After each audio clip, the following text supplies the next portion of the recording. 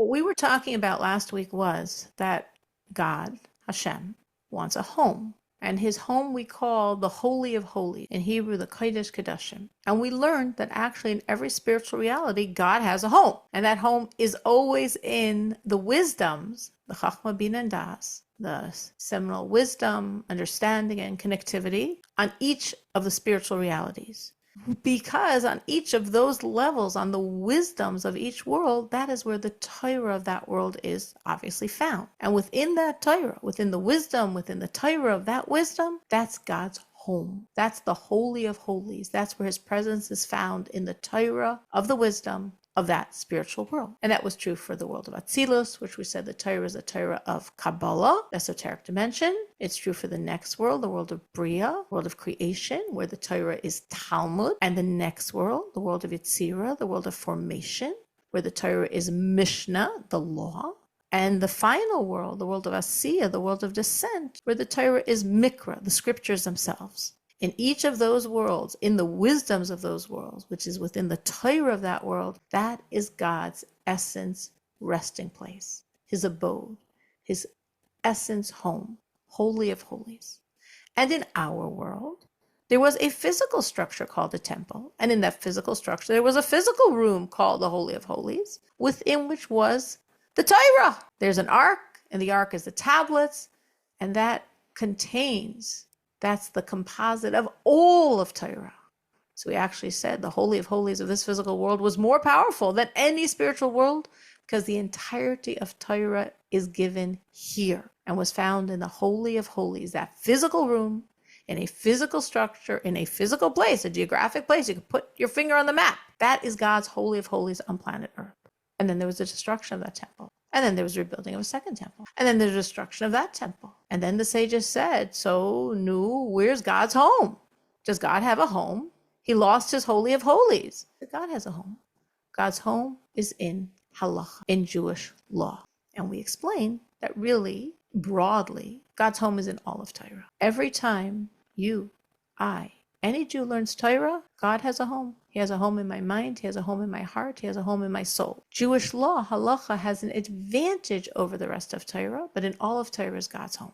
And we said that actually, God's home being in Torah, almost we could say is advantageous over God's home being in a physical structure. Because then you needed to be a priest to come into that Holy of Holies. Well, no, you couldn't be a priest and come into that Holy of Holies. You actually need to be the high priest. Well, actually, the high priest couldn't just stroll into the Holy of Holies either. You need to be the high priest on Yom Kippur. The essence of time, Yom Kippur, of place, the Holy of Holies, and of soul, the high priest. The high priest on Yom Kippur went into the Holy of Holies. And we are entering the Holy of Holies any day we want, anytime we want. So it's not one locale, anywhere. It's not one day a year, any day. It's not the high priest. It's any one of us. And we're not entering into the Holy of Holies. The Holy of Holies is entering into us. When we learn Torah, the Holy of Holies entered us. We are God's home. We contain the Holy of Holies. And really, also you could take this a step further and say, and the Holy of Holies we contain is even, in a sense, greater than the one the high priest entered into. Because the high priest entered into one built by man.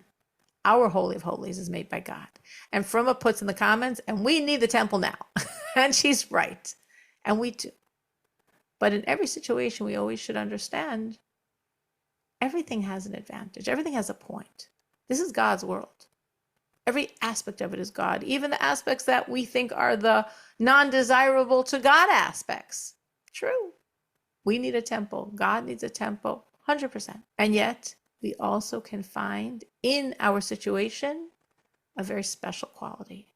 And this very special quality we access whenever we learn Torah.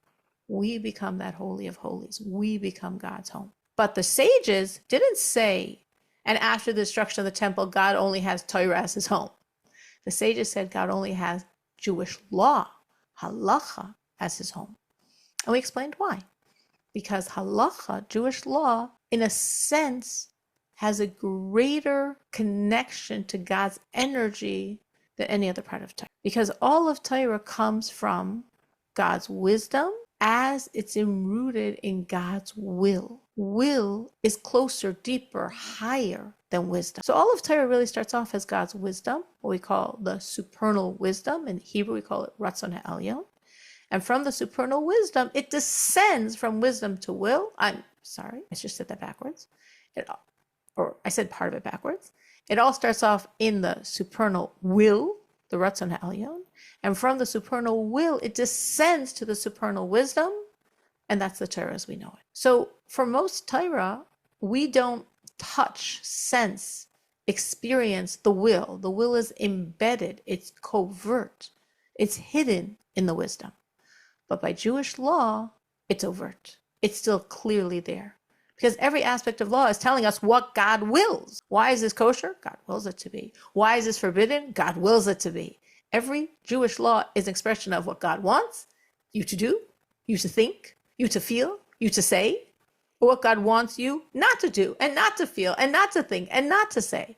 So every aspect of Jewish law is his will. So that's why if our stages are focusing on the real holy of holies, they're saying Jewish law, because you're getting his will, the roots. But in all of Torah, you are getting him.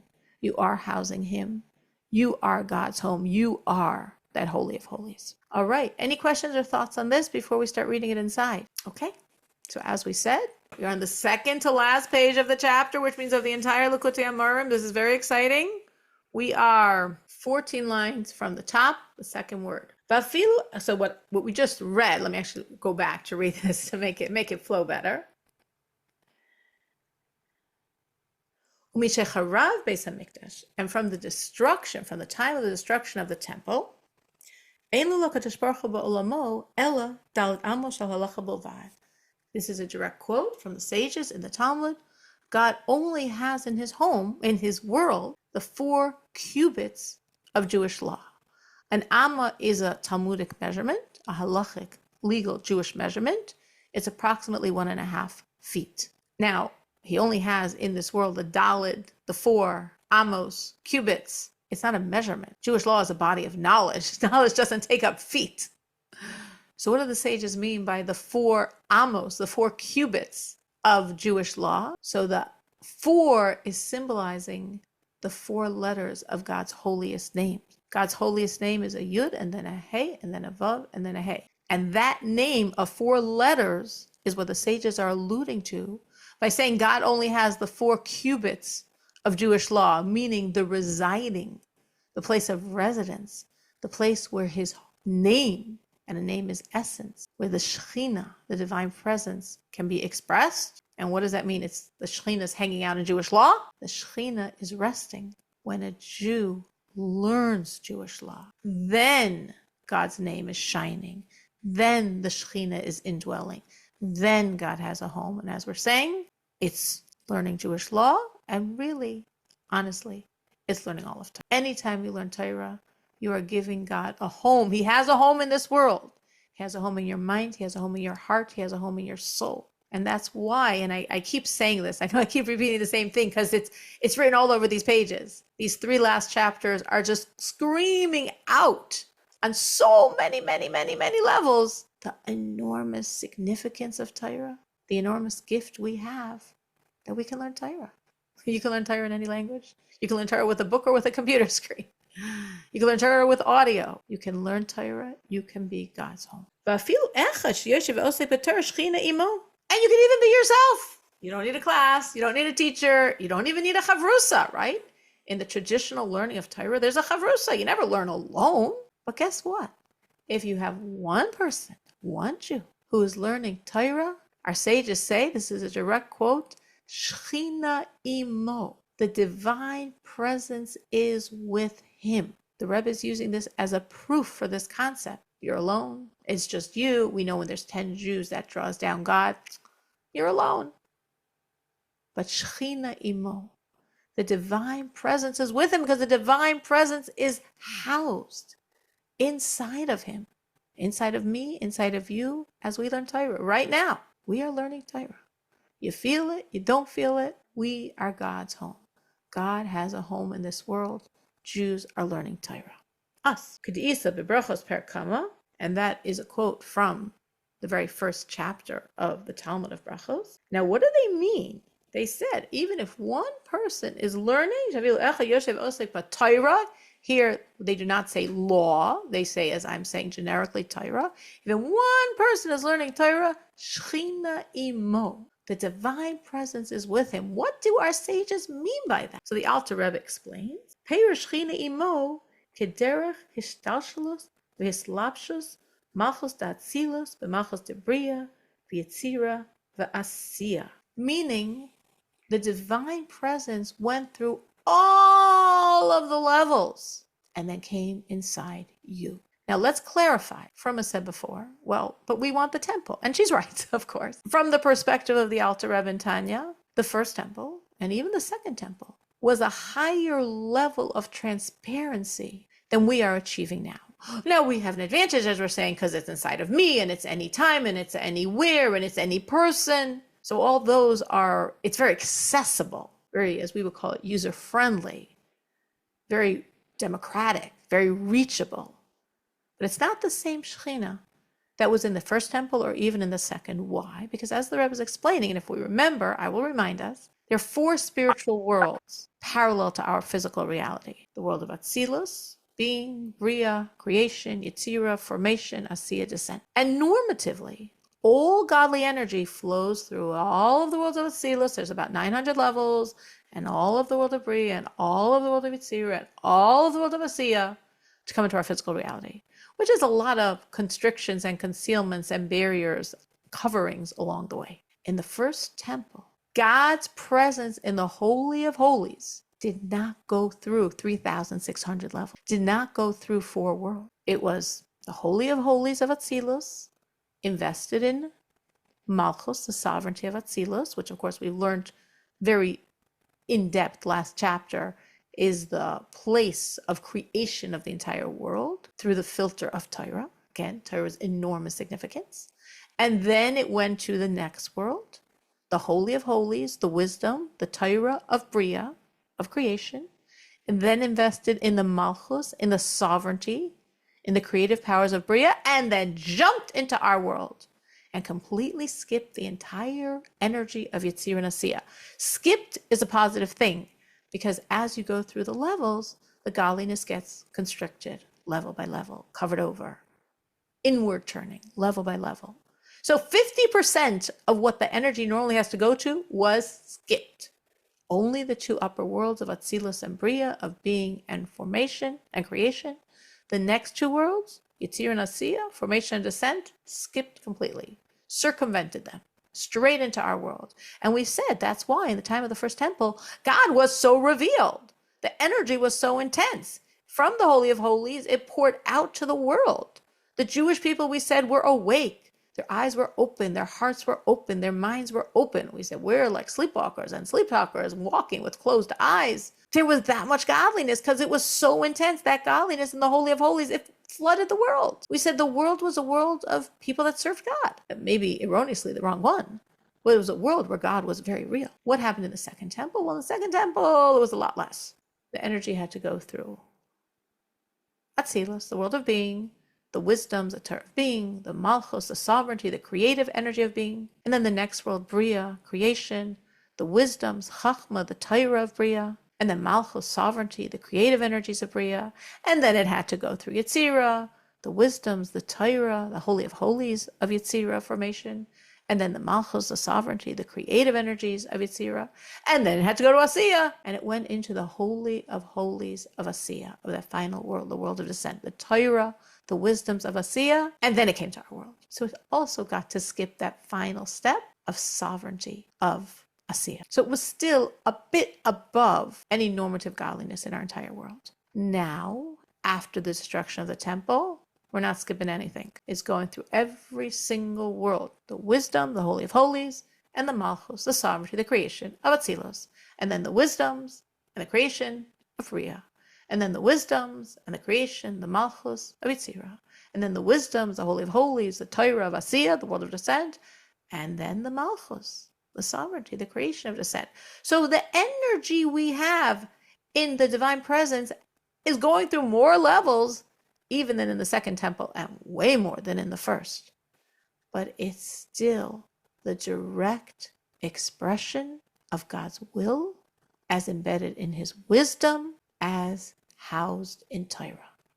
So everything else in our world is also godliness that goes through all this level, but it's not the Torah. So there's a lot more barriers, and it's not coming from that same inner God himself space. Meaning Torah is God. Araisa, L'Kuchabrichu, Kulo Chad. That's Aramaic. It's from the Zohar. Torah and God are absolutely one.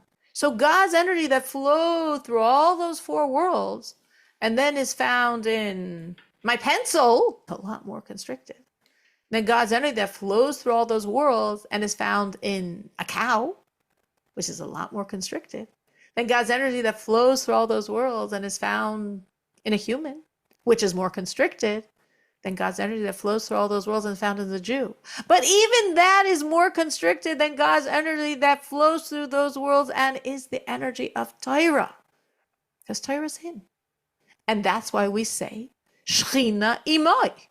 God's presence is with the person learning Torah, because Torah is God. So even though it was constricted, and even though it had to go through all four worlds, it doesn't take away the fact that this is God's energy. This is God's essence energy. This is Torah. This is him. This is his will. In his wisdom, that's what we become one with every time we learn Torah. And that's why the sages say, Shechina imai. The divine presence, the indwelling of God, is with the person as they are studying Torah. God has a home, and you are meriting that home is you. Any questions, any thoughts on any of this? So, continuing. Kitayag mitzvos haTorah. Because the 613 commandments of the Torah, there are 613 biblical commandments, and probably about another 10,000 from the rabbis. But those 613 biblical commandments, Rubun Kekulun he mitzvos maisios, they are primarily actions, things we do with our body, a body experience, a body action. Now you could say, well, some aren't with my body. Or, of course we say, well, everything's with my body. True. As we've discussed previously, anything you do is ultimately with your body. But some are less body experiences, like when I think or feel or speak. But we say, in the end, it all becomes an action. Why? Because every thought ultimately needs to be translated into speech. And speech is considered an action. Well, why is speech an action? Because I'm moving my lips. I can't speak, or maybe you're a ventriloquist, but for the purpose of God's reality, don't speak without moving your lips. Because the movement of the lips is action, as comes very practically when we pray.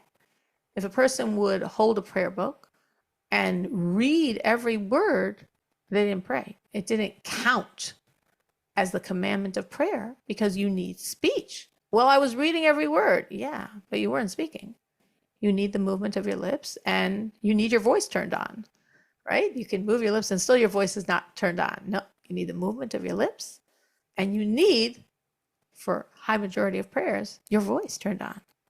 That's prayer, because prayer has to become an action. The action of prayer, the action of saying words, it's an action because of the movement of the lips. And similarly, when we study Torah, unless we're told we're in very deep concentration, we are obligated to move our lips as we say the words. For some people, it's incredibly difficult to move their lips as they pray because they're used to eyeballing the page. But many of us have heard many times that we actually have to move our lips and our voice has to be heard. So we sort of know that, and hopefully we're working on it, if not accomplishing it. But not all of us realize that the same is true when we study. Now, obviously, if you're in a class, you have to be quiet for the benefit of the functionality of a class. But if you're studying yourself, any Torah, you're supposed to move your lips and your voice is supposed to be heard. Why? Because we want it to be an action. We want it to descend into the world in a way that it affects my body. And the more physical it is, you could say, well, come on, if I'm thinking it's also physical, there's also something flashing in my brain to make all this work. True, 100%. But the more physical it is, the more it's a body experience, the more it affects my body, and the more it affects my animal soul. And as we're coming to the punchline here, soon, that's the point and purpose. The point and purpose is not for my godly soul. My godly soul, so to speak, might be enjoying more if she was up there with God. She came down. She's on a mission. And the mission is for my animal soul. Mission is for my body. So the more physical my spirituality is, the more it's a body experience, the more I'm achieving the reason why I'm here. Judaism doesn't believe live in a cave on bread and water. And no, live in a physical world. Use a physical world. And what's the most physical part of the world that I personally am responsible for? My body. My body I'm responsible for. That's the most significant piece of physicality. That's the piece I have to give to God. So if I'm in a very spiritual space and I'm connecting spiritually to God, that's beautiful. If it inspires me to then give God my body. But if I stay in that spiritual space, it doesn't translate to the physical, I didn't exactly accomplish what I'm here for. It's interesting. There's a little vignette, a story with, I believe it was with the Tzemach Tzedek, that I think one of his grandsons actually asked him, it was for the circumcision, for the bris milah of his child. It could have been his son. For some reason in my head, I'm thinking the story was his grandson, but it doesn't really make a difference. Said he had two moils. He had two people that could circumcise. One was an elderly chassid who was very venerable and very learned in Hasidic theology, was a very holy Jew. He could be the moil. He could circumcise a child. And the other was much younger and simpler, a good Jew, a God-fearing Jew, but nowhere on this other person's spiritual level. And he wasn't sure who was the right one to take. You know what the Tzemach Tzedek said? Any thoughts what he would say based on everything I'm saying here? He said, take the younger one, because in the end of the day, it's a physical experience and his hand is going to be more secure. His hand's not going to shake. The older one might be much, much more lofty, but his hand might not be as firm. His hand might shake. So in the end of the day, it comes down to a physical experience. The physical perfectly in synergy with the spiritual. That's the point. So the Rebbe says, so here we were saying that it's all coming down to action. Even those commandments that seemingly are more spiritual, like commandments of thought and speech, in the end of the day, kulan he mitzvos, I'm sorry, I just lost my place here. In all of these commandments, like learning Torah, like blessing after a meal, like saying the Shema, like prayer in general, well, we know that for none of them are you fulfilling your commandment by thinking. Even Torah, again, unless one is in deep concentration or in a class situation where it's not possible, you do not fulfill your obligation with thought. You have to say the words out loud. You do not fulfill your obligation by thinking, by intending, by intention, by love, by fear. No, that's not going to cut it. That's not enough. Until literally, in all of these mental or speech commandments, until literally there is speech. Your lips are moving, your voice is turned on. As the sages say, bottom line, the movement of the lips, that is considered an action. So the point of the Rebbe here, and again, this could be like, how do we get from what we're talking about to what we're talking about? So I'll try to clarify here. We were saying that God lost his home. There was destruction of the temple. Fear not. God has his home. It's in all of Torah and most especially in Jewish law. How is Torah law a home? Because a Jew learns Torah. And when the Jew learns Torah, the Torah is inside of him. He is containing God's home. And now we're continuing and saying, and this now we like very smoothly segue to the next point. And that home becomes fully fleshed out when the Torah is lived. Because all of Torah, again, let's go back to the concept of Torah, of halacha, of Jewish law. In the end of the day, it all comes to the fulfillment of the commandments. And as we're emphasizing with all these lines, and the commandments are fulfilled through the actions of our body. So I became God's home by learning Torah, and I'm God's home as I live Torah. As Torah is the actions of my body. And that's why we are emphasizing now that in the end of the day, all commandments become actions. Either it's a commandment of action, or it's a commandment of speech, and speech is an action, or it's a commandment of thought, but all commandments of thought in the end have to be spoken. So it's also a commandment of action. If it's a thought, it has to be spoken, and speech is an action. So in the end of the day, if it's a commandment of thought, or it's a commandment of speech, or it's a commandment of action, they're all commandments of action.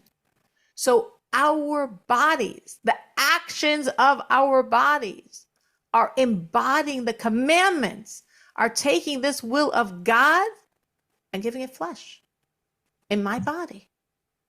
My body is the flesh of God's will and wisdom, of the commandments. So the divine presence is with him. The divine presence has a home.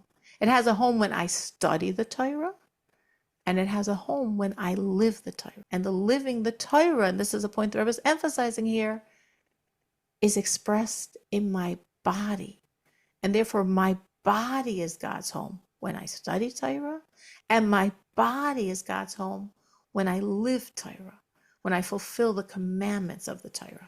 The Taryag mitzvos haTorah, and the 613 commandments of the Torah, im sheva mitzvos d'Rabbanan, with the 7 rabbinic commandments, the gematria keser is a numerical value of 620, which is the word keser, God's crown. Shehu ratzon ha'elyon baruch hu, hamalubash b'chachmaso yisbarach, hamiyuchados b'rein sof baruch hu b'tachas hayichot.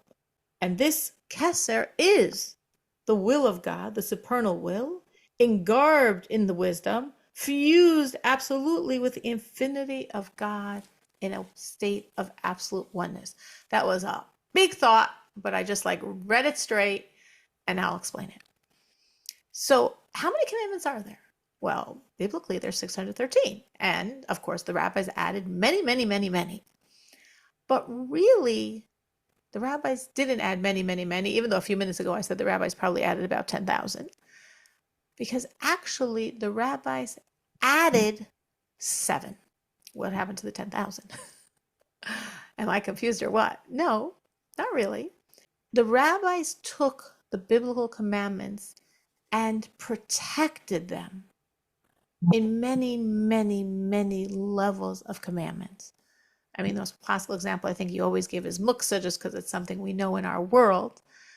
But there's thousands of commandments that all, one way or another, are protections to the biblical commandments. So muksa means that on the Shabbos, on the Sabbath, you cannot move an item that's forbidden for use from the Torah. Now, before the rabbis got involved, I could move this pencil on Shabbos, on the Sabbath. I can't write with it, but I could move it. What does move have to do with anything? I mean, it's not doing anything forbidden unless I write it with it. The rabbi said, don't move it. You can touch it if it's not going to move, but don't move it. Because if you move it, it's already in your hand, you're already moving it, one could come to write with it. Or, just to give a different example, because people sometimes only think of it as muksa, the rabbis forbade chicken as fleischiks, meaning we're allowed to eat chicken. What I meant was they forbade mixing chicken with anything dairy. Now, biblically, there's a prohibition of mixing milk and meat. Chicken is not considered a meat according to Jewish law. It's fowl. It's not meat. But the rabbi said, chicken is so close to meat. If you're already going to have chicken with milk or with cheese, it's just too easy to slip and have meat with cheese or milk. So therefore, they forbade it. That is a prohibition of the rabbis. It's a protection around the biblical commandment of not mixing milk and meat. And there are thousands. But there are 7 commandments that are uniquely from the rabbis. They are not protecting a law. They are their own unique law. Like Hanukkah is a unique from the rabbi's commandment that, and again, with all the subsidiary laws of Hanukkah, that's not protecting a biblical law. It's its own concept. Or Natilas Yadayim or Eruvin. There are 7 such commandments of the rabbis. What does that mean for us spiritually? Now, it means, I don't know, they made up 7 laws. Nothing's random. It's not random that they made them, and it's not random that they made 7. It has tremendous spiritual significance. Everything has tremendous spiritual significance, let alone the number of commandments the rabbis made that are unique, independent commandments of the rabbis. Well, what's the significance? Well, everything goes back to numbers. Numbers are very important in Jewish thinking. Every number is a letter. Every letter is words. God created, and still creates with words. All of our world, all of the energy is words, which essence means all of the energy is numbers. So numbers have a lot of spiritual power. So looking at these laws of the rabbis, which again, of course, as we said, all those 10,000, we have a tremendous obligation to keep. And I was in no way trying to minimize by saying, well, it's a protection. So if you say, hey, I'm never going to get confused between chicken and steak, so I can mix my chicken with milk. No. Actually, once they did it, just to explain a little more, again, it's all goes back to spiritual. All of the physical stuff we deal with, all is because of spirituality. Every time the rabbis made a law, they made a protection, it was a very deep spiritual decision. And the reason for this is to sort of take a deep concept and try to simplify it. Ultimately, God wants you to use his world and serve him, as we were talking about, as is the ultimate punchline. Use the physical, use your body as that physical to serve God. So God wants his world to be used, which means every time the rabbis tell us to do in a certain restricted way or not to do something, they're almost not allowing us to fully use something to serve God. Well, why would they do that? Why would they prevent us from taking chicken and making it dairy and having these? Because the rabbis looked at us and they said, you can't handle it anymore. You used to be able to handle it. That's why biblically it's permitted. But we see the level of the Jewish people has fallen, is falling, and the Jews can't handle it anymore. And therefore, we are changing the spiritual energy of this thought, speech, act, item. It was literally a shifting of godly energy, meaning moving this pencil on the Sabbath. Until the rabbis prohibited it, if I would pick up the pencil and move it, it was coming from the realm of what we call klipas noiga. It's a permissible energy, and klipas noiga can be utilized and moved to godliness. When the rabbi said no more moving pencils on Shabbos, no more moving a muksa item on Shabbos, because you can't handle it anymore, because we see you're liable to fall, because we see once it's in your hand, you're going to possibly do something forbidden with it.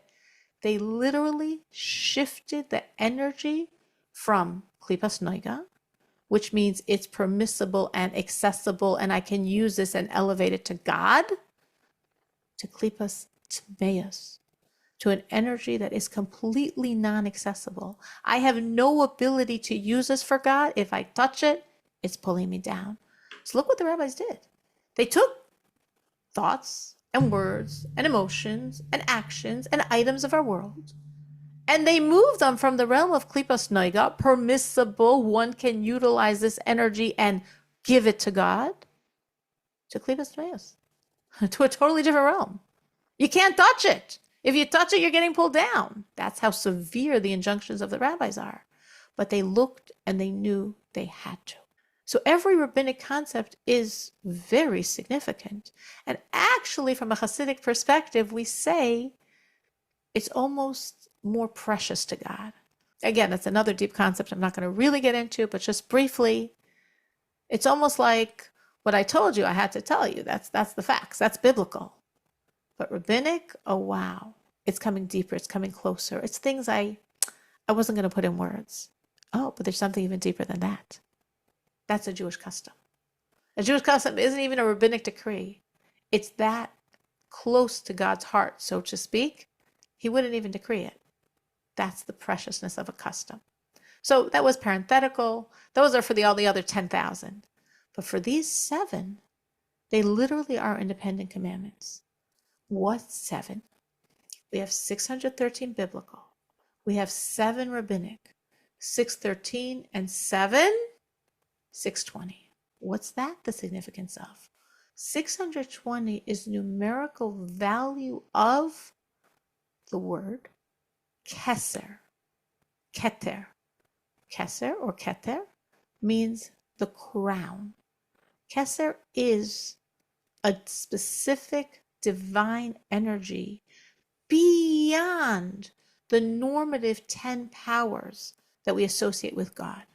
God has 3 intellectual wisdoms. That was the Holy of Holies of every world, as we've been discussing. He has 7 emotional powers. Higher than the 7 emotion are the 3 intellect. Higher than the 3 intellect is the crown, is the keser. Keser comes from the word koser, which means to encircle. Like if you would have a building and the building has, I forget the architectural term for it, but like a little round, like almost half circle type crown on top.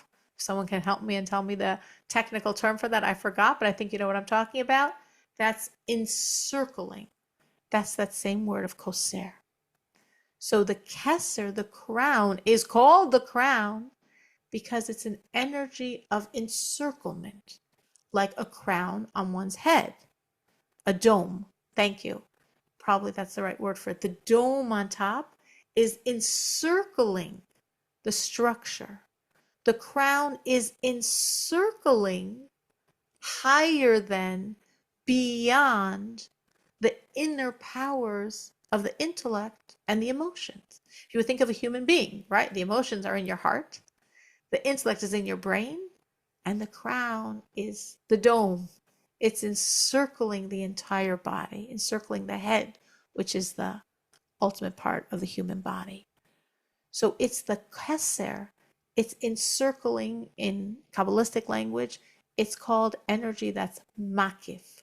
That's so powerful, it can't get within. It's surrounding energy, right? We have surround sound. We have surround energy. The keser energy is surrounding. So what is this energy? We have the 7 emotions. We have the 3 intellect, even higher. And then we have the crown. What's the crown energy? Yeah, it's higher and it's makif and it's encircling and it's too powerful. What is it though? Well, it's 2 energies of God. His will, and even higher than his will, his pleasure. The deepest expression of God and the deepest expression of man is tainug, is what we have pleasure in, from which descends and evolves to our will. We want what we have pleasure in, from which descends and involves the intellect. Once I want something, because I have pleasure in it, my mind is conjuring and strategizing how I'm getting it.